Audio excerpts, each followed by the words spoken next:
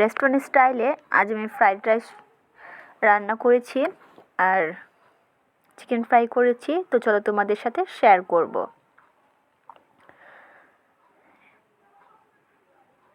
তো hello everyone, আসসালামু আলাইকুম। সবাই কেমন আছেন? আশা করি সবাই ভালো আছেন। চলুন ভিডিওটি শুরু করা যাক। তো যেহেতু ফ্রাইড রাইস রান্না করব, তো সবজি তো অবশ্যই প্রয়োজন আমাদের। তো এখানে ছিল ফুলকপি, গাজর,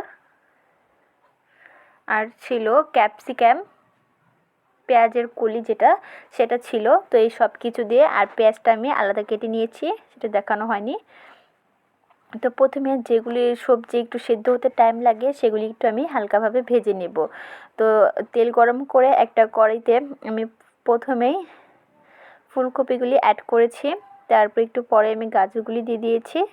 তারপর দুটা সবজিকে একসঙ্গে আমি ভেজে নিব। সঙ্গে দিয়েছি গোলমরিচ, পরিমাণ মতো লবণ দিয়ে ভালো করে ভেজে নিব। ভেজে নেওয়া হয়ে গেলে কিছুক্ষণ পর আমি এখানে টমেটো কেচাপ অ্যাড করব। দেখো আপনা আপনি কিন্তু পানি উঠছে। সয়া সসটাও কিন্তু এখানে দেওয়া হয়ে গিয়েছে। তো ভালো করে নাড়াচাড়া দিয়ে এখন আমি এখানে দিয়ে দিব পেঁয়াজের পাতা বা কলি যেটা বলে সেটা দিয়েছি, এখানে অ্যাড করেছি। দেন ক্যাপসিকামটাও এখানে অ্যাড করে দিলাম। এখন ভালো করে এই সব কিছু সবজিগুলিকে সসের সাথে, মানে যে মশলাগুলো আমি ব্যবহার করেছি সেটির সাথে ভালোভাবে মিশিয়ে নিতে হবে। একটু পরপরই নাড়াচাড়া দিতে হবে, না হলে কিন্তু হবে না। তো এখানে সবজিটা হয়ে থাক, আর অন্য চুলায় আমি পোলাওর চাল, যেটা চিনি গুঁড়া চাল, সেটা এখানে নিয়েছি। তারপর পোলাওটাকে আমি ফুটন্ত গরম পানিতে চালটাকে দিয়ে, তারপর এখানে গরম মশলা, লং, এলাচ আর তেজপাতা আর একটু সয়াবিন তেল দিয়েছি, যাতে পোলার চালটা যখন সেদ্ধ হয়ে বের হবে তখন যখন মানে একটার সাথে একটা না লেগে যায়, তার জন্য সয়াবিন তেলটা আমি দিয়েছি। আর 1 চা চামচের মতো আমি এখানে লবণ ব্যবহার করেছি। তো সেটা হতে থাক। তো আমার কিন্তু চালটা একদম সিদ্ধ হয়ে গিয়েছে। তো আমি এখন একটা কড়াইতে বেশ খানিকটা তেল গরম করে চালটা কিন্তু 80% মতো কুক করে নিয়েছিলাম। তারপর চালটাকে আমি ভালোভাবে ঝরিয়ে তেলের মধ্যে ছেড়ে একটু নাড়াচাড়া দিয়ে 2 থেকে 3 মিনিটের জন্য তারপর সবজিগুলি সব এখানে অ্যাড করে দিয়েছি। দেন তারপর আবার একটু সয়া সস আর একটু টমেটো কেচাপ অ্যাড করে দিলাম। দিয়ে এখন আবারও ভালোভাবে নেড়ে চেড়ে দমে বসিয়ে রাখতে হবে। আর পরে কিন্তু আমি বেশ খানিকটা মটরশুঁটি অ্যাড করেছিলাম।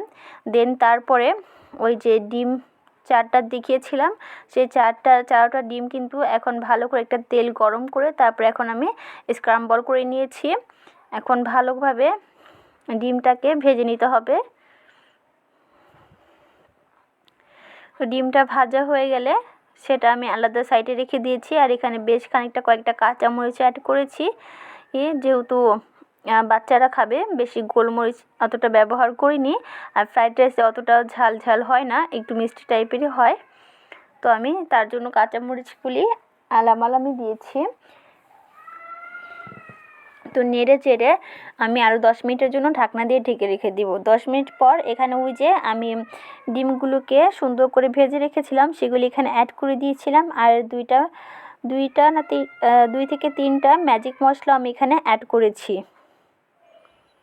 ম্যাজিক মশলাটা দিলে কিন্তু খেতে ভালো লাগে, একদম রেস্টুরেন্ট স্টাইলের মতোই হয়। তো দেখো কিছুক্ষণ পরে নাড়াচাড়া দিয়ে আবারও আমি ঢাকনা দিয়ে ঢেকে রেখে দেবো 5 থেকে 10 মিনিটের জন্য। তারপরে দমে রাখলে কিন্তু আমাদের রান্নাটা কমপ্লিট হয়ে যাবে। তো কিছুক্ষণ পরে কিন্তু আমাদের রান্নাটা দেখো একদম পারফেক্ট সেদ্ধ হয়ে গিয়েছে। তো এখন কিন্তু আমি পরিবেশন করে নিচ্ছি।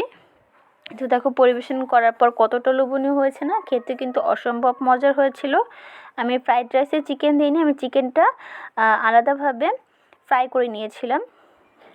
একবার হলো এভাবে ট্রাই করে দেখবে, খেতে কিন্তু অসম্ভব মজার হয়। আর ভিডিওটি ভালো লাগলে like, share, comment and subscribe করে পাশে থাকবে। তো আজ এই পর্যন্ত, আবার অন্য কোনো ভিডিওর সাথে নিশ্চয়ই দেখা হবে। আল্লাহ হাফেজ।